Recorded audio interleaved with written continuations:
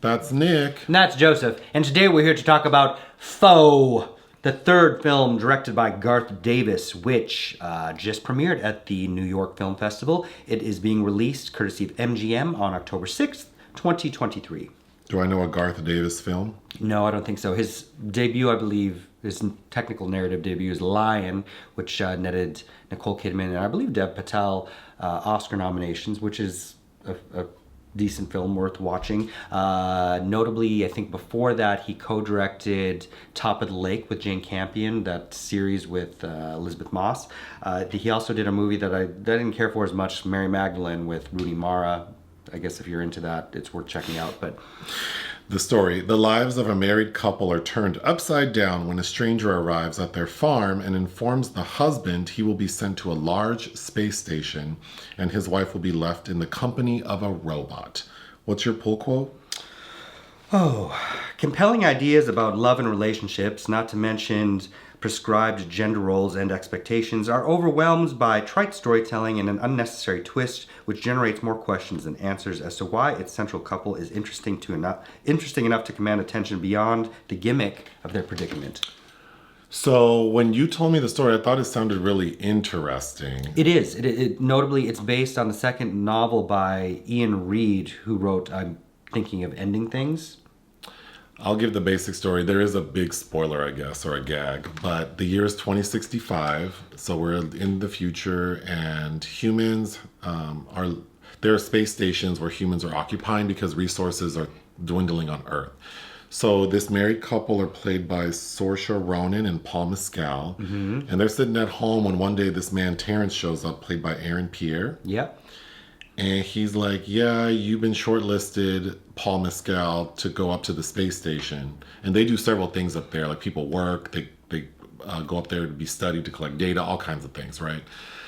But you're just shortlisted, so it's not guaranteed you're going to go. And if you do, the process will take a while. It might take years before you get up there. But bottom line is you have to go. It's like you've been conscripted to serve in wartime. Yeah. What do you call it when people would get sent to the military? Drafted. Mm-hmm.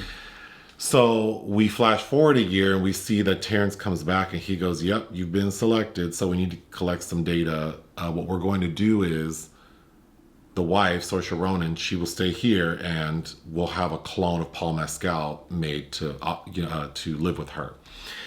But here's the gag. The gag is that at the beginning of the film, that's already Robot Jr.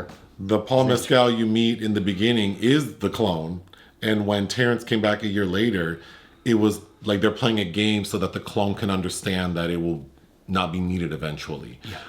But the other gag is that Saoirse Ronan, she's fallen in love with that robot. She doesn't want to be with the real Paul Mescal because the robot's like the better version, like the one she fell in love with. Back when they first met, when he was young and innocent. And so that's, conflict. And when he gets back, it's obvious that... Yes, there's a lot of anguish. They basically decommission Junior, the robot version, in front of her eyes. And then the real Paul Mescal is not a very nice person. He's very upset that she fell in love with... He treats it like she had an affair. So in the end, we see that Saoirse Ronan had a clone made of herself, and she's leaving Paul Mescal, the real one, with her clone. And then the final shot is her in an airplane going somewhere else. Yeah. Because they were high school sweethearts. Mm-hmm. And so she was never able to kind of develop her own voice, kind of. And then the world being the way it is, because they live out in an extreme hinterland. It's called the Midwest. That's all we know. And everything around them, the people that have in the farms that have left, those are usually raised so that scientists can grow hybrid crops. So there's really nothing around them. So since it does sound so interesting to me, what about it didn't you like? I kind of like that movie Swan Song with Mahershala Ali, who's dying and has to clone himself so his wife won't be alone. It's like, and Saoirse has a moment, Henrietta is her name, saying like, I'm right here, nobody's asking me what I want.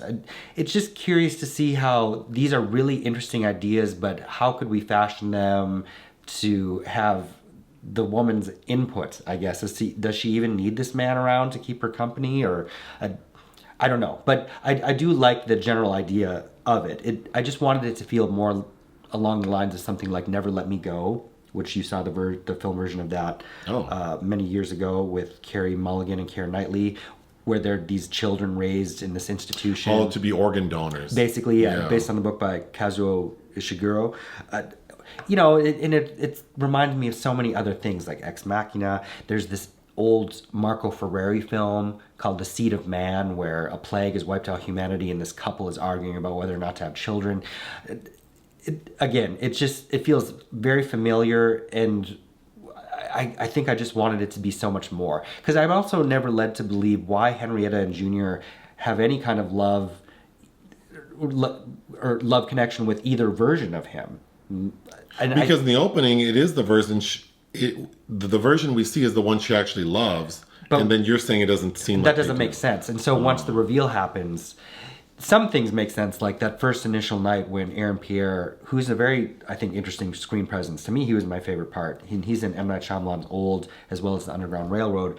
But she's very distant from Paul Mescal that night, and it's come to find it's because she's just trying to distance herself because she's going to have to say goodbye to this version of him. But and meanwhile, we have all these kind of off-the-cuff clandestine conversations she's having with Terrance, almost to the degree where you think she's having an affair with him, but it's because he's helping her to decide if she wants to leave, they can give her a clone of herself to leave behind with the old Paul Mescal, because as she says, I had to become someone else. And there's a lot of omniscient narration, which I think is really beautiful and kind of gets the intention across a lot more than the visuals even. Because she's like, another striking moment she has when she talks about how endings are exciting too. They can be just as exciting as the beginning. I really like the music. Agnes Obel, who I think is a really talented musician, joins two others, including Oliver Coates and Park Jiha. So the soundtrack, the compositions I think are really interesting. I think it looks really good. It was shot by Mátyás Erdély. He's a Hungarian cinematographer. I just think that we don't even really need the twists.